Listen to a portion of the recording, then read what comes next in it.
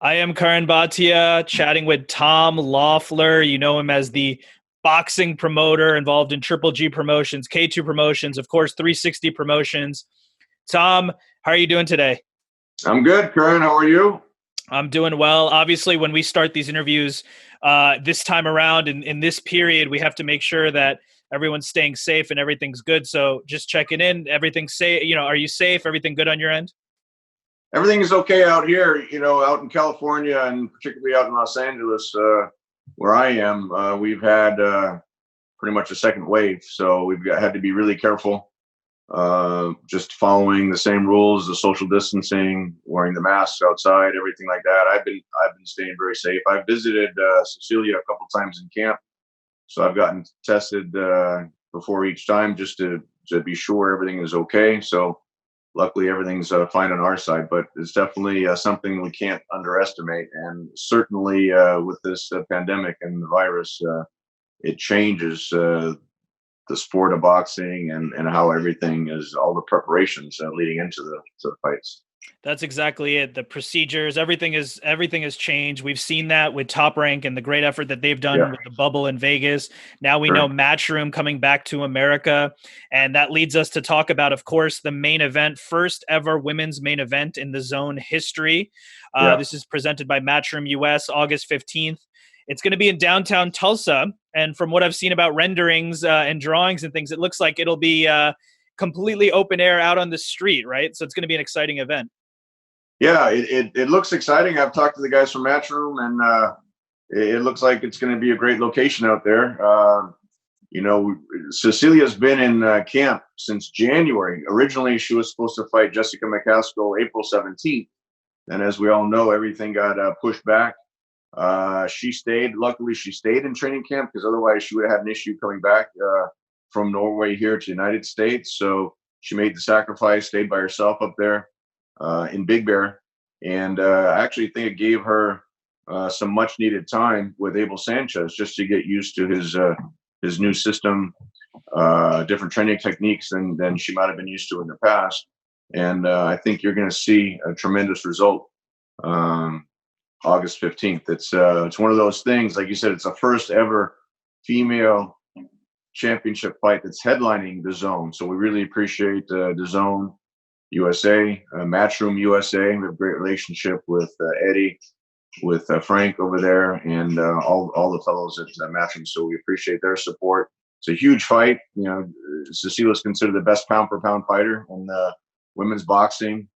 And this is a very special milestone. If she's successful, she could potentially, or she would break the great Joe Louis's record. It's not an easy task because she is fighting unified champion Jessica McCaskill, moving up from 140 pounds. So it's going to be a tremendous fight, definitely worthy of a main event on the zone. No, absolutely. I've been up to Big Bear, to Abel Sanchez's gym. It's a very immersive experience. And the fact that Cecilia's been up there for a long time, I'm sure she's been training hard. I was lucky enough to speak with her a few months ago as she was continuing training. I also was lucky enough to speak to her opponent, Jessica McCaskill, who's very confident in her own ability. And so in terms of this fight, we know that Cecilia is undisputed at 147 pounds. She has all the belts. McCaskill has 2 belts at 140. This fight will be at a catch weight of 145. But to my understanding, it's only Cecilia's belts that are on the line, right? So Cecilia really has more to lose in this fight, right? Yeah, absolutely. She's putting all of her undisputed titles, her best pound for pound rating on the line to fight Jessica McCaskill. McCaskill is moving up, but she's, you could tell that she seems like she's going to be fine moving up in weight, and Cecilia's agreed to move down. And whenever you can get 2 champions fighting each other, it's a special occasion. It's not so easy on the men's side. Trust me, we've tried that a number of times. It's not as easy as it sounds, and so we appreciate this fight here. And I think this will definitely be a historic event in Tulsa. Unification fights are always great. And like you said, very hard to put together. Different belts have different mandatories, and there's so many other things involved, networks, promoters, things like that. So the fact that we're getting this fight is a great treat for us. It's a main event. So in terms of Cecilia's plans in the sport, I spoke to her, and after McCaskill, she was thinking about possibly fighting the Taylor Serrano winner in almost like a mini tournament in a way. That fight doesn't seem to be happening anytime soon in terms of some issues back and forth with promoters. Right. But here's my question, just in terms of Cecilia's mindset about what she wants to do. Is there any part of her that's maybe overlooking Jessica McCaskill? McCaskill's coming into this fight very confident. She has a lot less to lose. She says she's going to knock out Cecilia. Is there any part of Cecilia that's, any part of her that's maybe overlooking McCaskill? Trust me, Curran, being up there in training camp for what's it been now, 6 months. She's not overlooking. She's not overlooking anyone. She's made the sacrifice to be up there. She's focused on Jessica McCaskill. She has a lot to lose. Like we said, she's putting all of her titles on the line, and she's definitely not overlooking Jessica. But as you mentioned, Katie Taylor is fighting a week later on August 22nd. She's not fighting Amanda Serrano, but she's in a very tough fight. She's doing the rematch with Delphine Persoon, which was an extremely competitive fight the first time they fought in Madison Square Garden here in the United States. So doing the rematch against Persoon is a dangerous fight for Katie. So if Cecilia is successful and if Katie is successful, or whoever the winners are, then could lead up to, like we were kind of dubbing at the Final Four, a mini tournament where it could lead to the biggest fight in the history of women's boxing. And that was my next question for you. So if Cecilia is successful, and we obviously don't want to overlook McCaskill, that's going to be a tough test. If Katie Taylor is successful in her rematch with Persoon, is that going to be the plan, that the winners of those fight will meet? That would be the plan. Eddie's very supportive of female boxing, just as I am. If you remember, Cecilia was the first female fighter to headline HBO, where you were at for so many years. After 45 years, she broke the glass ceiling there for female boxing, and now being able to do that on DAZN is a tremendous achievement. And if she's successful, if Katie's successful, then that would be the strategic goal, as discussed with Eddie and Matchroom, of trying to put that fight together, which would be a huge fight. That would be another massive event, another great fight for women's boxing, for boxing in general. Another fight, of course, that everyone's been talking about is the mythical matchup: Cecilia Braekhus versus Claressa Shields. We know that they went back and forth. I was lucky enough to speak to both women. There was some back and forth on Twitter, and eventually Claressa said, "I'm done talking. I'll have Mark Taffet reach out to Tom Loeffler." So, did Mark Taffet reach out to you? There was a lot of back and forth on Twitter, and I think sometimes, look, we have a lot of respect for Claressa, everything she's accomplished. I think sometimes she gets ahead of herself in terms of not recognizing what the women before her have accomplished. Whether it's Layla Ali, whether Cecilia. Look, if you can make 25 title defenses, that's a huge statement. Claressa, in her own right, they were all cheering for her when she won her 2 gold medals. It's something that Cecilia wasn't able to do because female boxing wasn't part of the Olympics when she was coming up. But Cecilia, in her own right, she got boxing reinstated, professional boxing reinstated in Norway single-handedly after a 35-year ban. So I think Claressa has a tremendous career in front of her. I just think sometimes she gets ahead of herself when she's already dubbing herself the greatest of all time, when there's so many people, whether it's, like I said, Layla Ali, Cecilia, Lucia Riker, so many fighters before her that really opened the doors so that she was able to compete in the Olympics. And she's what, the 3-division world champion. So if there's a way to potentially make that fight down the road, that's something that can be discussed. Right now, Cecilia's going the direction of this fight here with Jessica McCaskill, which was a huge fight. As you mentioned, main event on DAZN USA on August 15th. And then if we can put that Katie Taylor fight together, that's huge. Now, if everything goes the right way, then there's always something to discuss. I will say that they've agreed to come down to 147 to fight Cecilia, which is a huge deal. So if there's a way to make that fight, I have a long relationship with Mark Taffet and Dimitri Salita. I think they've done a tremendous job building Claressa on Showtime. Thanks to Steven Espinoza as well, supporting female boxing. So the more she fights, the bigger she grows her fan base. And as we said, if Cecilia is successful, that could be a big fight down the road. But certainly nothing that Cecilia is focused on now, because she's got Jessica McCaskill in front of her August 15th, and then potentially Katie Taylor after that. And just in terms of the Claressa fight, it would also obviously be a huge event. When I spoke to Claressa, she said she'd be willing to come down to 150 pounds, fight in Norway. You're saying now that she's even conceded further to 147. So it's good that that weight may not be an issue. Just to be clear in terms of, these negotiations, Cecilia's top line in terms of weight for that fight would be 147, or would she ever consider a catch weight of 150 pounds? No, 147, where she would defend all of her titles. It would be for the undisputed welterweight championship, which would also be a huge milestone for Claressa if she was able to accomplish that. But there really haven't been any negotiations for that, because we are committed to this path. She is exclusively promoted by Matchroom. So there really hasn't been any negotiations, but if there's a way to do that, like I said, down the road, then that'd be something to consider. And I think as Claressa increases her profile and with Cecilia accomplishing what she has, that potentially could make the financial part fit in better than it had in the past. And that was the final component of it all, really, was the financial aspect. When I spoke to Cecilia a few months ago, she mentioned that the money she was getting from the Zone was higher than the Showtime offer she had.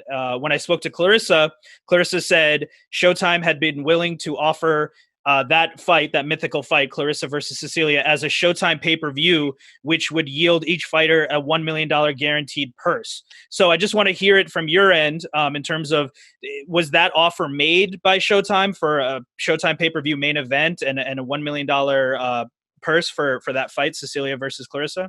No, I had heard that also, that Claressa had said there was $1 million offer that wasn't responded or that was turned down. That's not true. I did, like I said, I have a long relationship with Mark Taffet. Whenever you go on pay-per-view, unless there's a guarantee put up by a particular promoter, there is, it's basically what the fighters earn. So there wasn't a $1 million guarantee. But, and again, this is all premature, Curran, and I don't like really going back. My style. I don't like going back and forth. My negotiations, when we're doing the Triple G Canelo fights or Danny Jacobs, whatever it is, I'll usually stay out of the media and just figure out a way to get those fights done. And if that ever came up, the opportunity, then, it'd be something similar along the lines. I think, putting it out there on social media that there was an offer made and turned down and not responded to, that isn't correct. But if there's a way to do it down the road, then we'll sit down and try to figure out how to make that fight. Let's hope that fight happens. And certainly I understand you want to have these discussions at the negotiating table with firm offers and things like that. Just final question about this topic before we move on. If it was to happen, in your mind, would it be a joint event between DAZN, Showtime, and other parties? Would it have to be on one platform or the other? Where would this fight land if it was to happen? That's dealing with this pandemic. We're just focused on August 15th. I mean, all those questions about negotiations and platforms and promotional, that's way too premature to even to go down the road. I mean, like I said, the first step in the right direction was the weight isn't an issue, where it was always an issue before. So that seems to not be an issue at this point. But everything else it's hard to speculate on. We don't know we see what happened with the Florida Marlins team, testing 14 people testing positive, and they might not be able to compete, for a while. So we're just hoping everything goes well for August 15th. We get through that, and then we'll see about Katie Taylor. So any speculation down the road on a fight with Claressa Shields is really premature at this point, especially under this pandemic. Hopefully, we see things getting better towards the end of the year. Hopefully in 2021, but the way it's going with the virus, it's hard to speculate what's going to happen down the road, and especially now with the negotiations. I mean, everything's changed. You take out, you can't have ticket sales. It affects the sponsorships, the whole thing, and affects the media naturally. When we were doing the Triple G and Canelo fights, I mean, the gate was a massive component of the financial revenue of those fights to complement the pay-per-view and the sponsorships and everything like that. So it's really hard to try to speculate on how to structure something like that under these conditions. It's hard enough to make a big fight as it is, especially when there's networks and promoters. You throw in this global pandemic, like you said, it just throws the entire financial equation on its head. Right. And also in terms of safety and protocols. And once again, I want to give credit to Top Rank for coming back safely, Matchroom, all the other networks and promoters that are coming back. It was announced today that the Matchroom fight camp over on the UK side, all fighters and participants had tested negative. So it looks like they're doing the right things in terms of keeping that safe. And I'm sure they're going to continue those protocols on August 15th in Tulsa for that big Braekhus versus Mike Caskill fight. That's going to be a massive event. You mentioned Triple G and Canelo. Obviously, with this pandemic, I mean, everything's been thrown off. Dates have changed. Things keep moving. Fighters' purses, in terms of top-level fighters like a Triple G or a Canelo, get affected here because they don't have that extra money from the live gate, like you said. In terms of Gennady, I mean, is there any update that you can tell us? Is there anything new? When do we think we'll see Gennady Golovkin back in the ring? There's no set date or location. Things are changing on a regular basis with Gennady. He has started his training camp. He is with Jonathan Banks and the team, doing their preliminary training. But until he gets a fight date, he's not at the stage where he's sparring or anything like that. So, as soon as there's something set for him, then there'll be an announcement made there. But from everything I hear from JB, that Gennady looks like he's in tremendous shape. He's one of those guys that always stays disciplined, similar to the Klitschko brothers. Gennady has always stayed disciplined. It doesn't balloon up in weight, always stays in shape. I'm sure his children now keep him active. His son plays hockey, so that, he's always out there doing physical activities. And, you talk about one of the hardest training athletes that I've ever seen. It's just the routines that Gennady goes through to get ready for a fight are really second to none. So we're excited to see him back in the ring, but there's nothing to be announced as of yet. Hopefully we'll have something soon. Naturally, he fights on the Zone. And, if there's a way to make that third Canelo fight for next year, that would be great. I know the fans are looking forward to a third fight. I would certainly be looking forward to a third fight. And that would be still one of the biggest fights in the sport of boxing that could be made. I've spent some time with Gennady and Big Bear and elsewhere, just seeing him work. He is absolutely one of the hardest workers in the sport, definitely by far, very committed to that work ethic. And I think that showed up in his performances in the ring, coming here with, from relative obscurity and not a lot of people in America knowing who he was. And then now, I think they mentioned his name in billions. He's become part of the culture in a way, that the legend of Triple G. And that is a testament to his hard work with Abel Sanchez, now Jonathan Banks, as you mentioned. So, of course, everyone wants to see the third Canelo fight, like you said. It seems like Canelo may have other plans for September or beyond. Just in terms of Gennady's mindset, he's been absolutely perfect in his career, except for the close fights with Canelo. First fight being a draw. A lot of people thought Gennady won. Second fight, Canelo edging it out. Still a very close fight. Has that been on Gennady's mind? Does he feel like he can't end his career without trying to at least right that wrong one more time? Well, like you said, a lot of people thought that he won the first fight. I'm certainly in that camp. HBO scored it, with the legendary Harold Letterman, who's unfortunately no longer with us, but he had scored it 8 rounds to 4. And there's no reason to dwell on those fights in the past. In Gennady's mind, he feels he won the first fight. I feel actually he won the second fight as well. But if he would have gotten a draw in the second fight, he would have still retained his titles. I think that would have been acceptable on the scoring. So he's not dwelling on the decisions of those fights. There's no question. They were both tremendously competitive fights, fought at an extremely high level. As Gennady says, high IQ, boxing IQ in the ring. So you got to give both Canelo and Triple G credit for that. I think Canelo did learn from the first fight, fought better in the second fight, but like I said, I still don't think that he had done enough to take the titles away from the champion. Because don't forget, they were fighting for Triple G's titles, and that's really where you're, as a challenger, you're supposed to do enough to take the titles away from the champion. But to get back to your question, he's not dwelling on those decisions. If the third fight doesn't happen, it's not going to be something that he's going to be hung up on. Naturally, he would like to do a third fight for the sport of boxing, and as big of an event as that would be. Naturally, I know the DAZN would love to have a third fight. That was actually supposed to happen last September. We thought with Triple G signing with DAZN, that would take away any of the roadblocks, like you'd mentioned before, making some of these other fights. If there's different promoters involved or different television platforms, it makes it more challenging. So with Triple G signing with DAZN, who Canelo had already been with, we thought that would kind of clear the way for that third fight last September. Canelo chose to go a different direction in his career for last September. So we'll see if there's a way to make it for next year. I know the fans would love to see it. I know DAZN would definitely love to see it.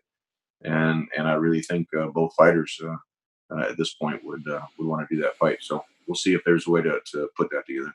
Hopefully that fight comes together sooner than later. It's one of the biggest fights in boxing, and of course, everyone wants to see it. Thomas Hauser wrote an article recently, and one of the things he said, if it gets pushed back too far, he said Canelo Golovkin 3 is in danger of moving past its sell-by date.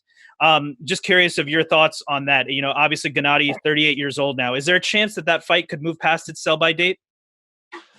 I don't think so. I mean, if you look at those last two fights, the level that they both competed at, and if you look at where Canelo's at in his career and where Gennady's at, I think they were, regardless of what you thought about the decision, that's as hard as Canelo's ever been pushed in his career. Like I said, we thought the first fight was a clear decision for Triple G. But as competitive as those fights were, I think a third fight is still going to be extremely competitive.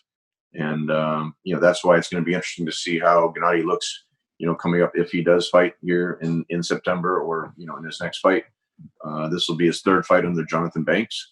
And anytime you have a long-established fighter like that, as many amateur fights as Gennady had, and as many professional fights, it always takes a while to get used to a new trainer, a new training system. So from all the reports that I hear, he's in some of the best shape he's ever been. And I think the fans will see that in his next fight, and then that'll just lead to the excitement for a third fight. And when I spoke to you in June of last year, before Gennady got ready to fight Steve Rolls, I asked you about how much Gennady has left. What's his plan? You mentioned, of course, that with DAZN, it's a 6-fight deal. He had the fight with Rolls and then Derevchenko. Now, obviously, things outside of his control have caused a pause in the sport of boxing. Is that still the plan for Gennady? He's 38 years old, like we said. Is the plan to have 4 more fights? Hopefully with a Canelo fight in there, but 4 more fights and then kind of call it a career? I actually didn't mention 6-fight deal. I don't discuss anything on the DAZN deal. He is under contract with DAZN exclusively. Okay. Triple G is one of those fighters, as I mentioned, comparing him to the Klitschko brothers. You see the type of shape that Vladimir's in and the type of shape that Vitaly has always stayed in. He's the type of guy that's disciplined, that sacrifices for his career. He has very clean living habits. So I think Triple G could fight for many years if he wanted to. He doesn't have to fight financially, but if he wanted to, he could. And the type of fighter with his style, with the type of power and punching, devastating punching power that he has, those are the type of fighters that can fight longer as they get older. So I think you're going to see a lot more knockouts in Triple G's career. You know, and absolutely, I do remember that part in our conversation. I've seen it reported elsewhere, but I completely understand your point of view, and I agree in terms of Gennady, the way he stays in shape. He has a long road ahead of him, so it sounds like he's not really thinking about hanging it up anytime soon, and I think that's good for us as boxing fans. Hopefully, that fight Gennady versus Triple G versus Canelo 3 comes together for us boxing fans. But first, we have Cecilia Braekhus versus Jessica McCaskill. It's August 15th. It's on the Zone. It's the main event, first main event in the Zone history. I'm definitely excited for that one. I'm sure you are too. And I know you got to run. So I want to thank you so much for your time, for giving us updates. And I hope to talk to you again soon, Tom. No, sounds good, Curran. It was good to talk to you. And, you know, like you said, you got to give respect to Top Rank, what they've accomplished so far. I know it was challenging in the bubble. We're excited that Cecilia's on the first fight back. What Matchroom is doing, you know, you got to give them credit. You know, all these protocols that we're going through, you know, I'm going through it firsthand now with Cecilia, and it's really changed the whole thing. PBC's, you know, announced a great schedule coming up. So it's exciting just to see boxing get back on track, even though there's no fans in most of these events. It's exciting just to see the guys back in, and I think Cecilia versus Jessica McCaskill, two current champions fighting each other. I think that's going to be one of the most exciting fights that we see coming up. Absolutely. I'm looking forward to it. Thanks so much for the time, and I hope to talk to you soon. Thanks, Curran.